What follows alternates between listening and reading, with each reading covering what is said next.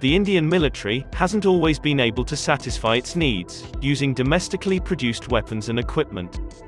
Now, however, the Tejas light combat aircraft is attracting attention from outside of India. India has now given the go-ahead for the Tejas Mark II project to be built. Not only is the Tejas Mark II aircraft more potent than the current Mark I, but its offensive systems are also state-of-the-art. It will be more durable, have a shorter weapon reload time, a higher likelihood of survival, and a better electronic warfare suit and radar. As it can attack both in the air and on the ground, this plane deserves the title Pride of India. A variety of technologies, including as fly-by-wire, avionics, composites, and more, have been demonstrated aboard Tejas Mark I. The new project will upscale those into a bigger and more powerful fighter. 6 or more Tejas Mark II squadrons, between 110 and 120 aircraft, are expected to be inducted into the Indian Air Force. The Indian Air Force urgently needs Tejas planes to increase the size of its fighter squadrons, which now stands at 32, but needs to be at least 42 to counter the collusive danger posed by China and Pakistan. The development and production of an aircraft is a significant accomplishment for any nation. It denotes exceptional scientific, engineering, and industrial capabilities, and only a few nations have this capability. But the aircraft has experienced numerous delays, due to poor work culture in the DRDO and the state-owned defense industry, which has resulted in excessive delays and exorbitant cost increases. However, the DRDO has performed well in recent years, notably in terms of developing a range of tactical and strategic missiles that include cutting-edge technology, and this accomplishment is noteworthy. But the lesson from Tejas is that this work culture must change. Tejas's current history begins with the CAG report of 2015, which said that the Tejas Mk1 has a number of issues, including being an underpowered aircraft, lacking training capabilities, lacking EW, electronic warfare capabilities, and lacking internal fuel capacity. There were problems with both the radar warning receiver and the countermeasure dispensing system. Now, these hurdles are not anything that could be called ordinary. Consequently, in order to cope with these issues, it is absolutely required to entirely redesign the aircraft. However, later on, Hindustan Aeronautics Limited, the Defense Research and Development Organization, and the Aeronautical Development Agency recommended an upgraded version of the Tejas aircraft. The Tejas Mk1A, in which certain flaws were corrected, but the design was identical to the Tejas Mk1. The problems that were occurring with the radar warning receiver and the countermeasure dispensing system have been fixed in the Mk1A variant, and a podded active jammer will be installed in order to fulfill the ECM requirements of the IAF. According to the Defense Research and Development Organization, the Mk1A variant will be equipped with an indigenously built, active electronically scanned array radar, called UTAM, that is capable of tracking 50 targets in the sky at a range of more than 100 kilometers, and engaging approximately 4 of them at the same time. However, even here, CAG immediately went on to the conclusion, and declared that even the Tejas Mk1A is weak in performance, and is not up to the standard of the IAF. However, the IAF has ignored all such reports, and clearance granted by government on the 13th of January 2021. And an order of 83 Tejas Mk1A was placed, closing all these reports, and making this deal India's largest indigenous procurement, costing more than Rs 48,000 crores, and a total inventory of Tejas, now in IAF, would be 123 units.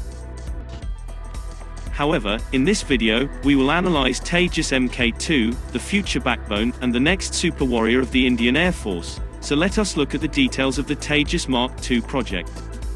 On Wednesday, the Cabinet Committee on Security (CCS), chaired by Prime Minister Modi, approved the Tejas Mark II project, a more capable version of the indigenous Tejas light combat aircraft. The committee approved 10,000 crore rupees for the design and development of the Tejas Mark II fighter aircraft, including prototypes, flight testing, and certification. The Mk2 would also have a more powerful engine. The Tejas Mark II is said to be a more powerful variant of India's Tejas multi-role combat aircraft. The Mark II, also known as the medium-weight fighter, is a single-engine, multi-role supersonic fighter, produced by the state-owned Hindustan Aeronautics Limited. Mark II will not only have 70% indigenization, it will also integrate more sophisticated technology that will be manufactured in India. The jet will be fitted with more powerful, GE-414 engines, providing it a larger combat range and weapon payload than the current Tejas Mark I, that have GE-404 engines. The aircraft also has a modern appearance. The Tejas Mk2 would be an advanced, 4.5++ generation aircraft that would be equal to, and in many cases, superior to, the Rafale. It would also share some properties of the world's most advanced aircrafts, such as the F-22 Raptor's Indium oxide layer, and optionally manned cockpit, among other things. A canard has been inserted, forward of the wings, evoking images of modern fighters, such as the Rafale, Eurofighter, and Sukhoi 30 Mki. The canard adds another control surface that forms a vortex, boosting the aircraft's lifting capabilities and agility. Mark II will also have superior radar, avionics, and electronics, as well as the ability to carry a larger weapons payload. It has been reported that the jet will carry the indigenous Astra Mark I and Mark II missiles. Additionally, it would be equipped to carry Rudram anti-radiation missiles.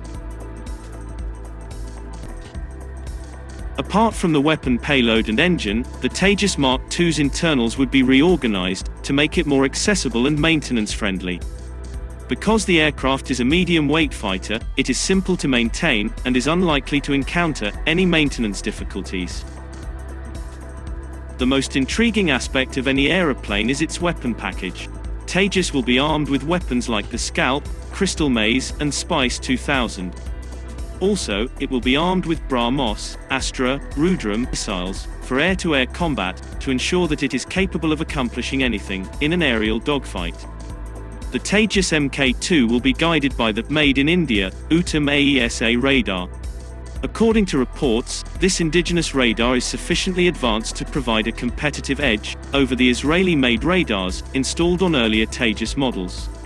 Uttam AESA radar can also identify and foil adversarial efforts at electronic warfare, making the fighter plane far more capable of engaging in battle. The Mk2 will be the foundation and backbone of the Indian Air Force in the future, and based on its specifications, it may also become the most modern aircraft of air forces worldwide. Why the Tejas Mark II is important. The IAF has been looking for a perfect, medium-weight fighter for decades, to replace the aging fleet of Jaguars, MiG-29s, and Mirage 2000s. To some degree, the Rafale fills this need, but because to their cost, they are almost difficult to operate in significant numbers. After realizing it could no longer rely on imported fighter planes, India opted to create its own, more lethal version of the French Rafale.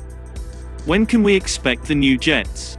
According to ADA officials, the government has approved the production of prototypes, the first of which is expected to be released within a year, and the project is expected to be finished by 2027, after extensive flight trials and other associated work. As a result, we may anticipate the first Tejas Mk2 deployment in 2023, and the maiden flight in 2024.